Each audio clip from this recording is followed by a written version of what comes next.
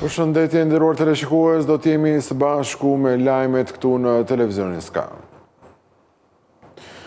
Sfidat e zhvillimit të vendit dhe integrimi i tij në Bashkimin Evropian ishin kryefjala e takimit të kryeministrit Edi Rama me krerët e bashkive të vendit tonë në nivel menaxherial. Në temë e takimit ishin sezoni i ardhshëm turistik, por edhe mundësitë për investime të reja.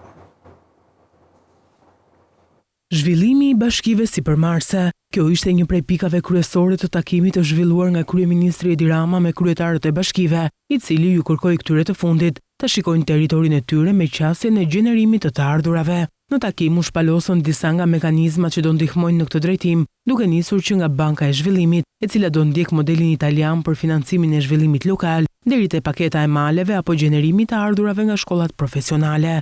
Për bashkinë sipërmarrëse, dhe jemi akoma shumë larg. Duhet një qasje kreative, proaktive, agresive, duhet iniciativë, duhet parë çdo pjesë e territorit me një qasje sipërmarrëse. Çfarë mund të nxjerr unë nga kjo pjesë e territorit për të ardhurat e bashkisë, me cilat pastaj të bëjmë më shumë punë publike, të bëjmë më shumë shërbime publike.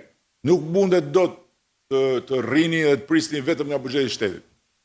Janë instrumenta që nga ato të njohura, mbështetje të fermerëve apo në mbështetje të infrastrukturës, deri tek instrumenta të rinj, siç është Banka Shqiptare e Zhvillimit. Neve po operacionalizojmë Bankën Shqiptare të Zhvillimit, e cila qëllimin kryesor ka pasur që në krye të herës financimin e zhvillimit, sidomos në pushtetin lokal, aty ku mundësitë e financimit janë më të ulta. Dhe modeli italian që jemi duke ndjekur ka bërë pikërisht këtë. Rama tha se do ketë një target për t'u arritur në drejtim të paketës së maleve, duke paralajmëruar se asnjë kryebashkiak nuk do të rikandidohet nëse nuk e arrin numrin e përcaktuar. Në total ai kërkoi 1000 investime që duhet të vinë nga kjo paketë në rang vendi. Ambicia jon duhet të jetë 1000 investime nga kjo paket. 1000. Që po t'i ndash në territor, në 60 bashki, sipas potencialeve nuk janë shumë. Nëse marrim një shifër më modeste të mundshme për secilin nga këto investime, prej 50.000 eurosh, llogariteni vetë ju se çfarë i ndodh ekonomisë me këtë injeksion. Ndërkaq, nisur nga situata e përmbytjeve, u njoftua ngritja e një task force kundër ndotjes plastike mes pushtetit qendror dhe atij vendor, për të konceptuar një plan afatshkurtër, afatmesëm dhe afatgjatë për sensibilizim dhe veprim, si dhe investime në masën 20 milion euro për blerjen e mjeteve në shërbim të kanaleve kulluese apo argjinaturave, që do ju vinë në ndihmë bashkive në situata emergjence, por edhe gjatë periudhave të tjera për ndërhyrje parandaluese. Pashtu Rama njoftoi ngritjen e një grupi pune të përbashkët qeveri bashki për të çuar përpara politika në funksion edhe të bashkive sipërmarrëse. 2025 ishte një vit rekord për pagesat nëpërmjet sistemit AIPS në euro, me afro 399.000 transaksione dhe mbi 6.3 miliardë euro të transferuara. Ishte kulmi shënuar në muajin dhjetor të vitit 2025. Sistemi AIPS euro ka shënuar një vit rekord në 2025, si në numrin ashtu dhe në vlerën e transaksioneve të kryera nga klientët bankar. Sipas të dhënave zyrtare nga Banka e Shqipërisë, gjatë vitit 2025 u realizuan 398.000 transaksione, një rritje e ndjeshme krahasuar me vitet e mëparshme. Për krahasim, në vitin 2024 u regjistruan rreth 325.000 transaksione, ndërsa në vitin 2023 vetëm 249.000. Kjo tregon se përdorimi i pagesave në euro përmes sistemit AIPS po rritet me ritme të shpejta, duke reflektuar një integrim gjithnjë më të madh të ekonomisë shqiptare me tregjet evropiane. Jo vetëm numri, por edhe vlera e transaksioneve ka njohur rritje të fortë. Gjatë vitit 2025 përmes AIPS euro u transferuan mbi 6.3 miliardë euro, nga rreth 5.2 miliardë euro në 2024. Në vetëm 3 vite, vlera e pagesave është rritur me afro 50%, një tregues i qartë i zgjerimit të aktivitetit financiar dhe tregtar në euro. Nëse shohim mesurin mujore, muaji dhjetor rezulton më i forti i vitit 2025, si për numrin ashtu dhe për vlerën e transaksioneve. Vetëm në dhjetor u kryen mbi 42.000 pagesa,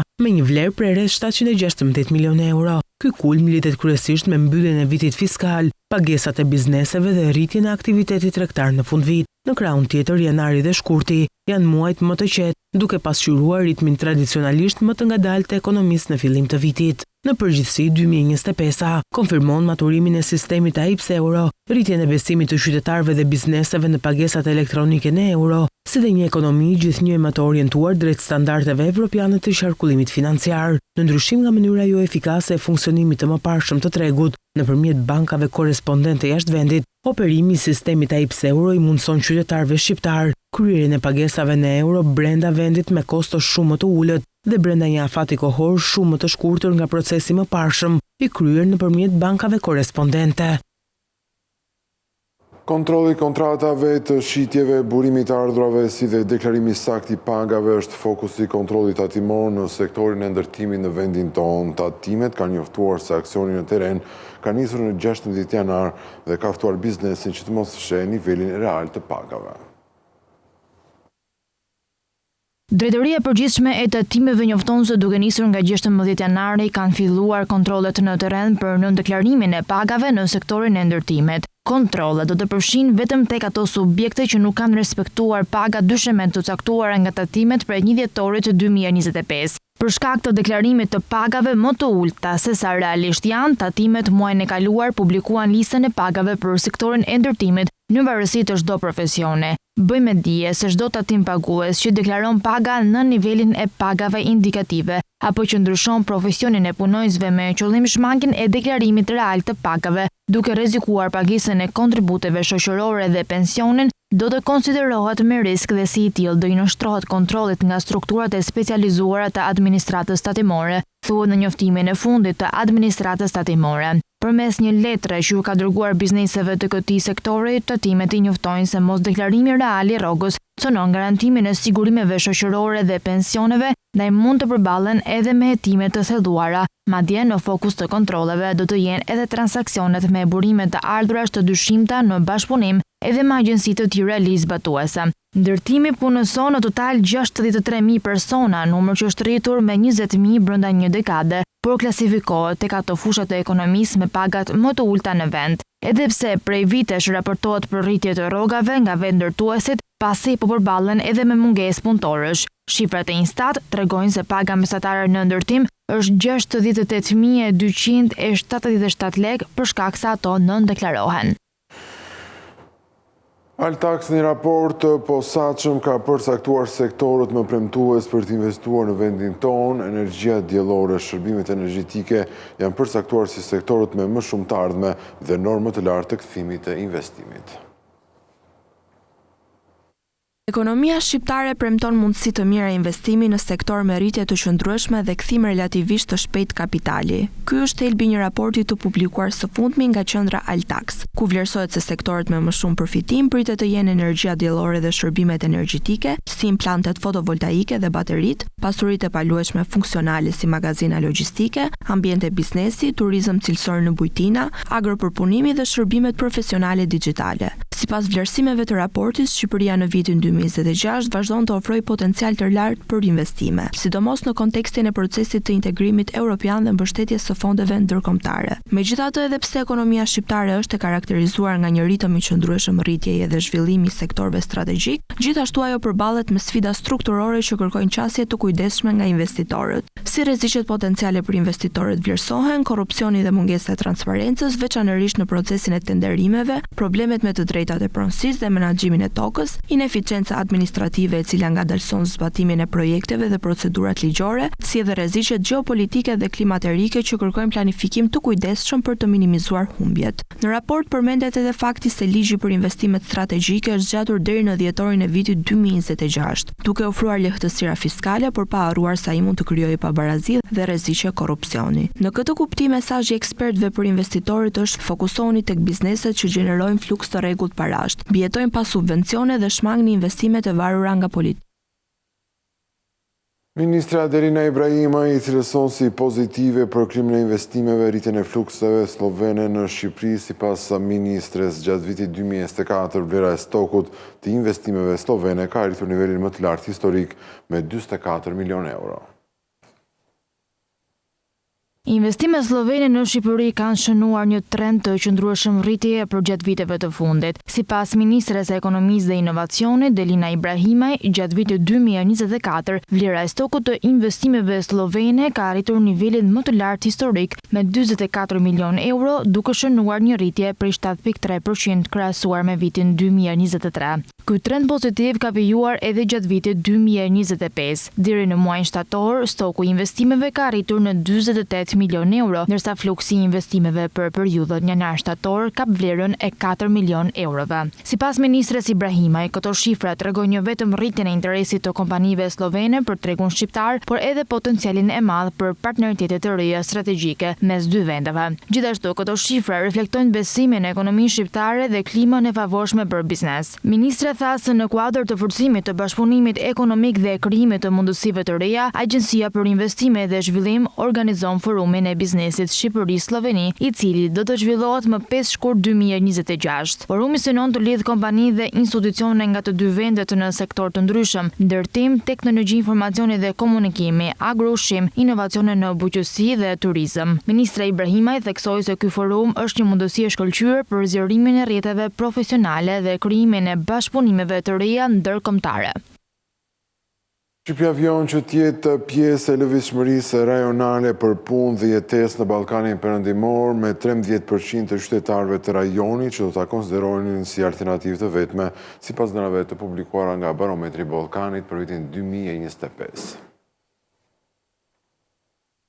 Shqipëria vijon të jetë pjesë e hartës së lëvizshmërisë rajonale për jetesë dhe punë në Ballkanin Perëndimor, sipas të dhënave të Ballkan Barometër. Anketa tregon se 13% e qytetarëve në nivel rajonal do ta konsideronin Shqipërinë si një alternativë për të jetuar dhe punuar, duke reflektuar një interes të moderuar brenda rajonit. Ajo që dihet është se kryesisht vendet e Ballkanit Perëndimor ndajnë pothuajse të njëjtën nivel zhvillimi dhe se destinacionet me interes më të lartë për emigrim beten vendet e zhvilluara në Europë dhe më gjerë. Por cili është vendi më i preferuar në rajon? Sipas anketës, shumica e ballkanasve do të zgjidhin Malin e Zi, ndërsa vendi më pak i preferuar mbetet Serbia. Interesi më i lartë për Shqipërinë vërehet nga Kosova, ku 57% e të anketuarve shprehen të gatshëm ta konsiderojnë vendin tonë si destinacion pune dhe jetese. Ky rezultat lidhet me marrëdhëniet e ngushta ekonomike, kulturore dhe gjuhësore mes dy vendeve, si edhe me rritjen e bashkëpunimit në tregun e punës dhe shërbimeve. Nga ekonomitë e tjera të Ballkanit Perëndimor, interesi për Shqipërinë shfaqet në nivele më të përmbajtur. Një prirje që pasqyron faktin se lëvizjet për punë brenda rajonit janë ende të ndikuara kryesisht nga faktorë si afërsia gjeografike dhe lidhjet historike. Të dhënat e Ballkan Barometër tregojnë gjithashtu se qytetarët shqiptar në rast lëvizjeje brenda rajonit orientohen më së shumti drejt Malit të Zi, i cili shihet si një nga destinacionet më tërheqëse në Ballkanin Perëndimor për jetesë dhe punë.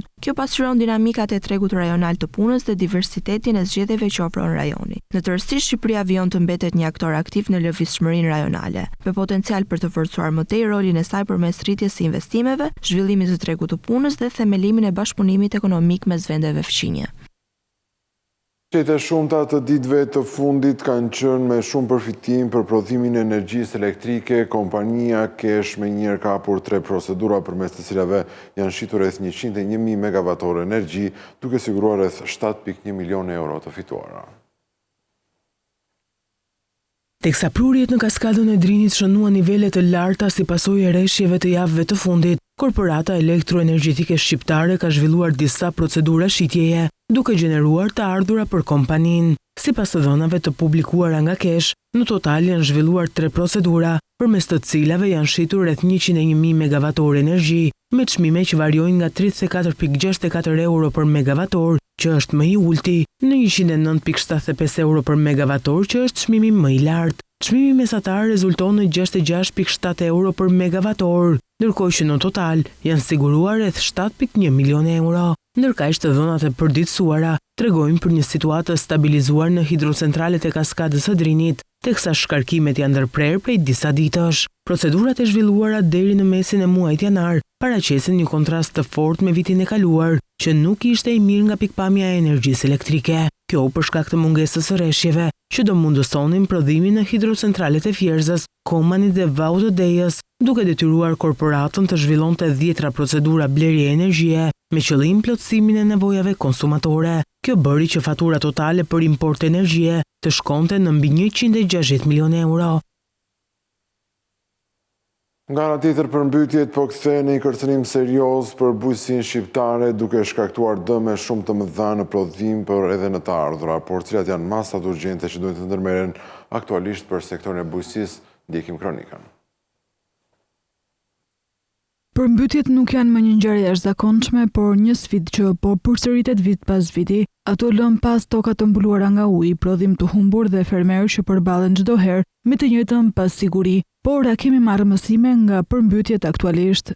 Unë do të thosha ne shumë pak kemi mësuar. Ne po i përsërisim vit pas viti të njëjtat gabime, thjesht për faktin që përsëritet e njëjta situatë. Unë nuk po qëndroj tek probleme teknike, por thjesht fakti që ndërhyrjet për mirëmbajtjen, pastrimin, gatishmërinë nuk bëhen në kohën e verës në periudhën pareshje, por bëhen gjithmonë në periudhën kur janë reshjet. Atëherë nuk i takon le të themi mirëmbajtjes, po i takon problemit të emergjencave civile në atë kohë. Nga ana tjetër, cilat janë 3 masat që duhet të ndërmeren urgjentisht për të mbrojtur bujqësinë shqiptare? Si masë kryesore do të sugjeroja ose do të rekomandoja mirëmbajtjen e veprave mbrojtëse nga përmbytjet, argjinatura, pend e tjera, riparimin e dëmtimeve dhe ku ka mundësi ose nevoja që të ndërtohet e re, të ndërtohet argjinatura të reja. E dyta, gatishmëria e sistemit të kullimit fushor, që ka të bëjë me riparimin e hidrovorëve, thash dhe njerë këtu, po e përmend modernizimin e tyre, që do thot rritjen e kapacitetit përcjelljes dhe efikasitetit të pompave, pastrimin e kanaleve kryesor, dhe më tej kanalet e dyta, të treta, në mënyrë që sistemi i kullimit të jetë funksional. Dhe masa e tretë është mirëmbajtja e kanaleve të ujrave të larta. Investimet në infrastrukturë kulluese, teknologji monitorimi, trajnime për fermerët dhe sisteme sigurimi bujqësor janë thelbësore për një bujqësi më rezistente ndaj përmbytjeve. Tregjet e produkteve të peshkimit në Shqipëri do të funksionojnë sipas rregullave të qarta, të cilat do të zbatohen edhe nga Bashkimi Evropian. Projektligji i hedhur për konsultim publik synon gjurmimin e produkteve të destinuara për konsum njerëzor. Qeveria do të vendosë rregulla të reja për tregjet e produkteve të peshkimit, duke krijuar një mekanizëm të qartë për funksionimin e tyre, sipas standardeve të Bashkimit Evropian, me qëllim rritjen e besueshmërisë së produkteve shqiptare të peshkimit dhe akvakulturës në tregjet vendase dhe ndërkombëtare. Projektligji i hedhur për konsultim publik vë theksin tek zbatimi i standardeve të tregtimit dhe vendosja e detyrimit për transparencë në etiketimin e produkteve. Konkretisht sipas projektligjit, produktet e destinuara për konsum njerëzor duhet të shoqërohen me etiketë që përfshin emrin tregtar dhe shkencor, metodën e prodhimit, zonën e zënjes ose kultivimit, mjetet e përdorura për peshkim nëse janë shkrirë dhe kur është e nevojshme datën e jetëgjatësisë. Ky informacion është i detyrueshëm dhe i zbatueshëm edhe për institucionet që përdorin këto produkte si shkolla, spitale, mensa apo burgje. Për produktet të përzjera specifikohet metoda dhe zona përkatëse sipas sasisë më të përfaqësuar. Ministria mund të përjashtojë nga ky detyrim sasi të vogla të shitura direkt nga anijet e peshkimit. Nga ana tjetër, organizatat janë të detyruara të hartojnë një listë me emrat tregtar dhe shkencor të specieve që tregtohen dhe ta përditësojnë atë pranë ministrisë. Zona e origjinës së produktit përcaktohet në varësi të llojit të ujrave apo vendit të kultivimit dhe mund të paraqitet edhe përmes hartave ose piktogramave. Operatorët kanë të drejtë të ofrojnë informacion shtesë për produktet, përfshirë data, portin e zbarkimit, mjetet e përdorura, detaje mjedisore apo sociale, me kusht që ky informacion të jetë i verifikueshëm dhe të mos zëvendësojë informacionin e detyrueshëm. Institucioni i përgjegjës për shërbimet e peshkimit dhe akvakulturës ka për detyrë të mbledhë dhe analizojë të dhënat për tregun e brendshëm, të kryejë anketa dhe studime mbi çmimet dhe të sigurojë që informacioni të jetë i aksesueshëm për palët e interesuara. Organizatat kontribuojnë në këtë proces duke bashkëpunuar për përmirësimin e qarkullimit të informacionit në zinxhirin e furnizimit. Po ashtu në draft përcaktohet edhe mekanizmi i ruajtjes së produkteve që synon stabilizimin e tregut në rastet kur nuk sigurohet shitja në çmimet e përcaktuara. Përshkruhen kushtet për ruajtje, trajtimet e lejueshme, periudhat minimale dhe mënyra e rikthimit të produkteve në treg. Vendosen kriteret dhe procedurat për përcaktimin e çmimeve kufi, të cilat shërbejnë për aktivizimin e mekanizmit. Në fund të këtij edicioni ju kujtoj se për më tepër informacion ju mund të klikoni edhe në faqen tonë të internetit skantv.al ku do të gjeni gjithçka mbi ekonominë, bankat, sigurimet, tregjet financiare e të tjerë, gjithashtu mund të na gjeni edhe në Facebook, Instagram, YouTube dhe LinkedIn. Këtu kemi përfunduar, unë ju falenderoj për vëmendjen, bashkë mirupafshim.